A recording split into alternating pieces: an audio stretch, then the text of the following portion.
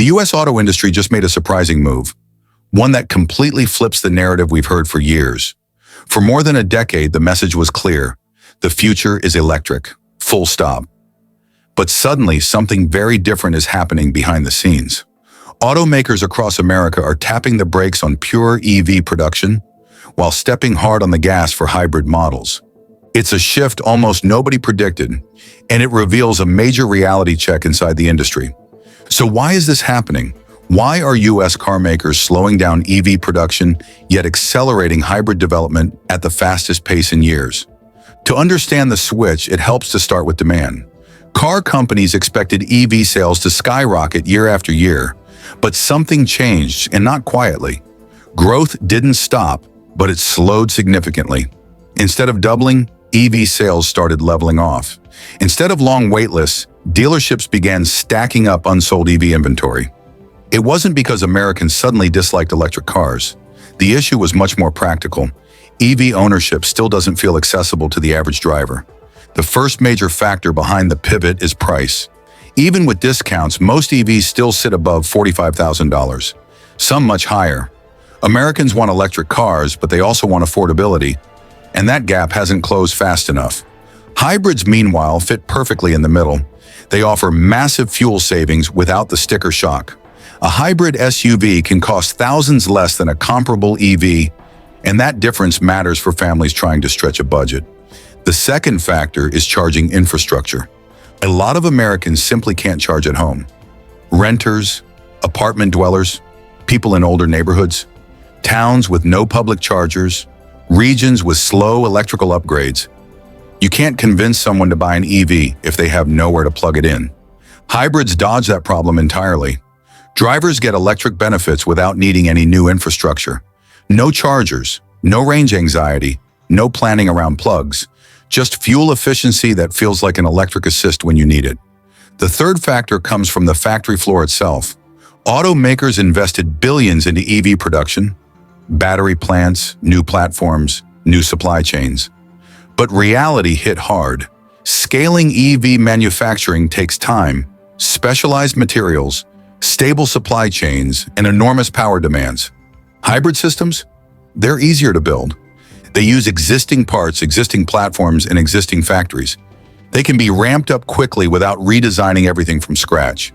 For a company trying to stay profitable in a volatile market, building hybrids is simply the safer move right now. The fourth factor is consumer driving patterns. Americans drive long distances to work, to see family, to travel, to commute between cities. EVs are great for short trips, but still face challenges on long drives, especially in regions without reliable fast charging coverage. Hybrids fill that gap perfectly. Electric in the city, gas for the highway, no compromise. Drivers get the best of both worlds without adjusting their lifestyle. The fifth factor comes from regulations. A part of the story most people don't see.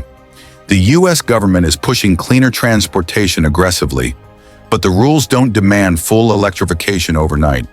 Automakers can meet emissions targets with a balanced mix of EVs, plug-in hybrids, and traditional hybrids. In other words, hybrids count, and they count a lot. They help automakers hit fuel efficiency goals while the charging network catches up. That's why some companies publicly slowed EV spending while quietly increasing investment in hybrid systems. They're trying to hit federal requirements now without betting everything on infrastructure that doesn't exist yet.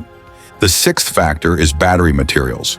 Pure EVs require a ton of lithium, nickel, cobalt, and other materials, many of which are expensive, volatile in price, or sourced from unstable supply chains. Hybrids need far smaller batteries. That means they cost less to build, rely on fewer scarce materials, and allow automakers to stretch their battery supply further across more vehicles. For companies trying to sell millions of cars a year, that's a massive advantage. The seventh factor is resale value and long-term confidence. EV resale values have been unpredictable. Technology changes fast. Batteries depreciate in ways many buyers don't fully understand. Hybrids, on the other hand, have a long track record. Toyota proved for decades that hybrid systems last. People trust them because they've seen the proof. That trust directly affects buying decisions, especially for families and first-time hybrid buyers. The eighth factor might be the biggest one. Hybrids are profitable right now. EVs often aren't. Automakers make more money selling hybrids. They're cheaper to build, require fewer new investments, and appeal to a much broader audience. Meanwhile, many EV models still operate at thin margins or losses. Companies have to balance ambition with financial reality. And today, hybrids are the product that lets them do both. But here's something important to understand. This shift isn't a rejection of EVs. It's a recalibration, a course correction.